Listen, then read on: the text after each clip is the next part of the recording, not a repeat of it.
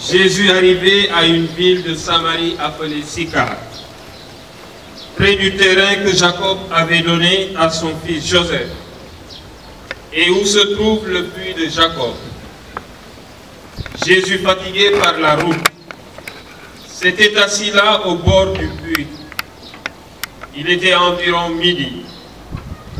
Arrive une femme de Samarie qui venait puiser de l'eau. Jésus lui dit, « Donne-moi à boire. »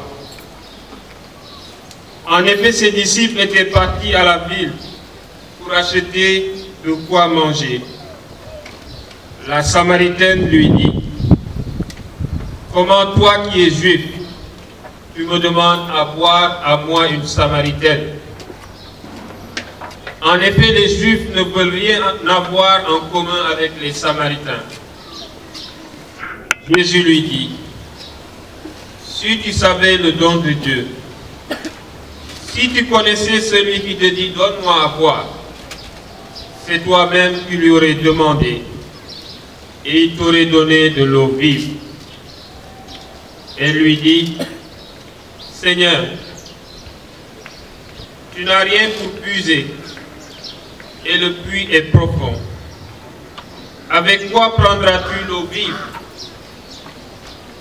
Serais-tu plus grand que notre père Jacob, qui nous a donné ce puits, et qui en a bu lui-même avec ses fils et ses bêtes? » Jésus lui répondit, « Tout homme qui boit de cette eau aura encore soif. Mais celui qui boira de l'eau que moi je lui donnerai n'aura plus jamais soif, et deviendra en lui source jaillissante pour la vie éternelle. » La femme lui dit, « Seigneur, donne-la-moi cette eau, que je n'ai plus soif et que je n'ai plus à venir ici pour puiser. » Acclamons la parole de Dieu. Louange à toi, Seigneur Jésus.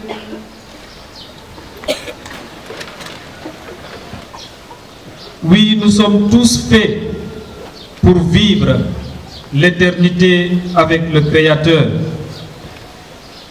Nous l'avons vu en son Fils.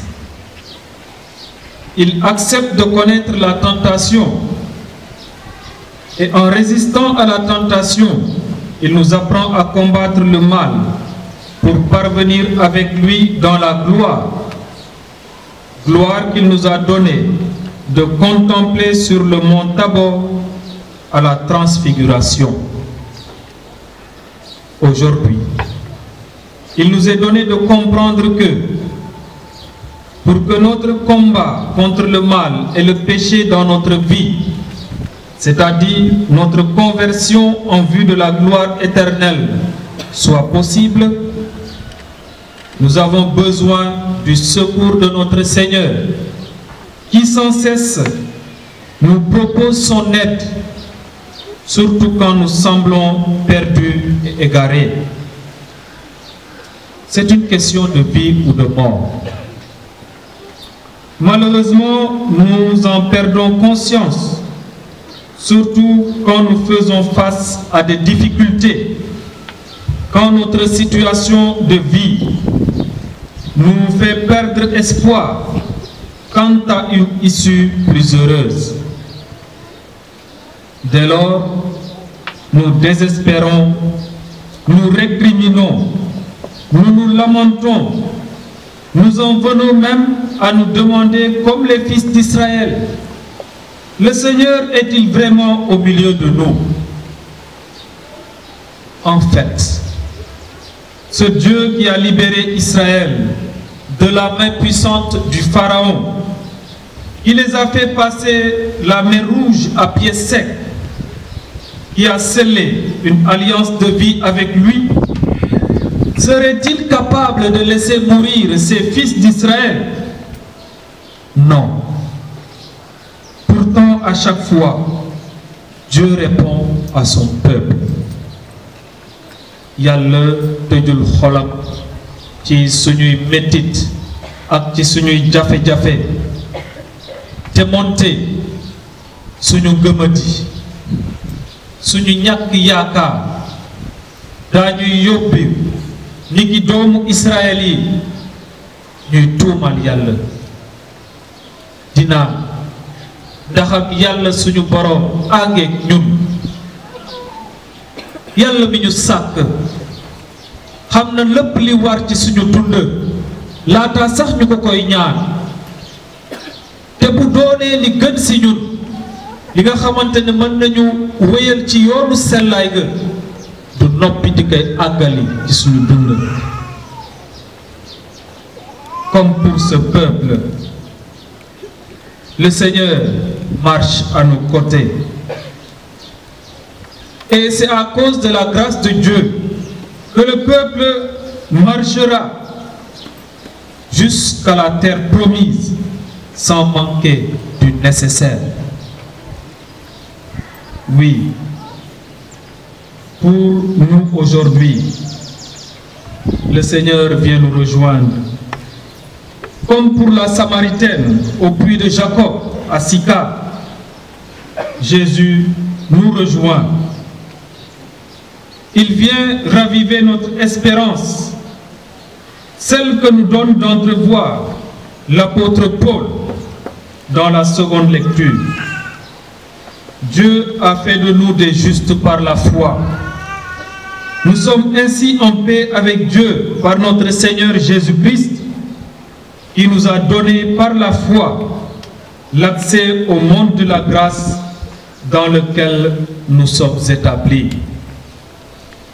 En effet, amis croyants, notre Dieu ne cesse de nous surprendre et comme pour les disciples, il nous étonne. Parce que quand les disciples vont revenir au puits et qu'ils voient que nous ne perdions pas de vue le fait que les pensées de Dieu ne sont pas celles des hommes. La surprise des disciples voyant Jésus discuter avec une femme samaritaine peut bien s'expliquer. Et le texte de l'Évangile nous le rappelle. Les Juifs et les Samaritains se détestaient pour un certain nombre de raisons. Les purs Juifs même méprisaient les Samaritains. Ils étaient aussi un peuple hérétique pour eux, puisqu'ils ne fréquentaient pas le temple de Jérusalem. Ils allaient prier sur le mont Garizim, si bien que les Juifs pieux croyaient rendre gloire à Dieu en détestant les Samaritains. À travers cette rencontre, c'est un message éclatant. Pour Dieu, il n'y a point d'exclus. Il n'y a pas d'ennemis. Il n'y a pas de maudit. Il n'y a pas d'impardonnable. Il n'y a pas d'irrécupérable. Lii a tax atte waruñu dégg diggante yawur ya ak ña dëkkoon Samari féewaloo bu rëy a doxoon seen diggante ba mënuñu woon deflante dara dégg yawur yi dañu foogoon ne ñoom ñooy jaamu yàlla ni mu waree dégg ñooy dem ci ñaanukaay u Yerusalem ba waa Samari ne déet yàlla ca tund Garizim la waxtaane woon ak Moïse te jox ko Yebleem ñuy xoolante ni ki xaj ak muus ndajem Yeesu ak soxna Samari sa teenu Yakob dafa am li muy firndeel dafa am loo xamante ne yàlla daf ñu ko bëgg a won féewale xàjjaatle amuñu yoon suñuy diggante ak suñuy morom dégg yàlla aji kàttan ñun ñëpp la bind te yemale. Il arrivera des jours où on n'adorera plus le Seigneur ni à Jérusalem ni sur le Garizim, mais en esprit et en vérité. Quel message fort nous est adressé ici. Tout tous les hommes ont droit à l'eau vive de la parole et de l'amour de Dieu.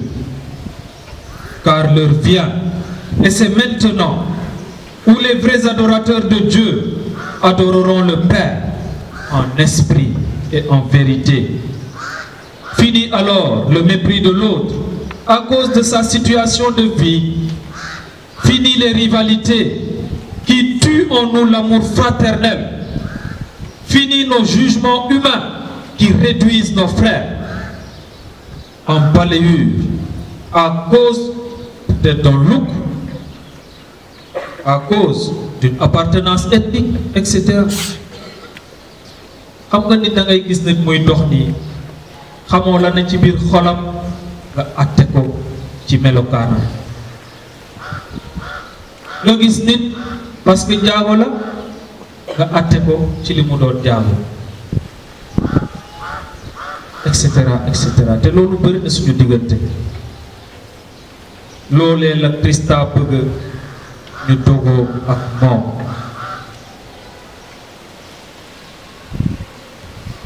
Jésus est venu nous dire aujourd'hui qu'il ne faut plus désespérer de nous-mêmes à cause de nos péchés. am na ñoo xam ne dañuy dem sax ba ne man jaratul sax may confesser parce que sax yu ma confesser dinaa defaat même bàkkaar bi del jéem rek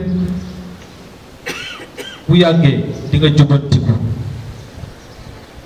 li bon mooy boo daanoo rek ne mbëb dëgg yàlla daf ñuy tàllal loxoom saa su ne ndax ñu tàmbaliwaat di dox ci ginnaawam. Il ne faut pas désespérer de sa situation de pécheur. Cherchons à nous convertir. Jésus vient nous dire à nous aujourd'hui, donne-moi à boire. C'est-à-dire qu'il vient toujours nous demander de lui ouvrir notre cœur pour qu'il les guérisse, pour qu'il nous comble des bienfaits du salut. C'est ainsi qu'il accomplit la volonté de celui qu'il a envoyé. Nous savons désormais, frères et sœurs, que l'amour de Dieu a été répandu dans nos cœurs par l'Esprit Saint qui nous a été donné. Il fait sans cesse le premier pas vers nous. Il répond à notre soif d'aimer et d'être aimé. C'est auprès de lui et en lui que nous trouvons la source de la vraie vie.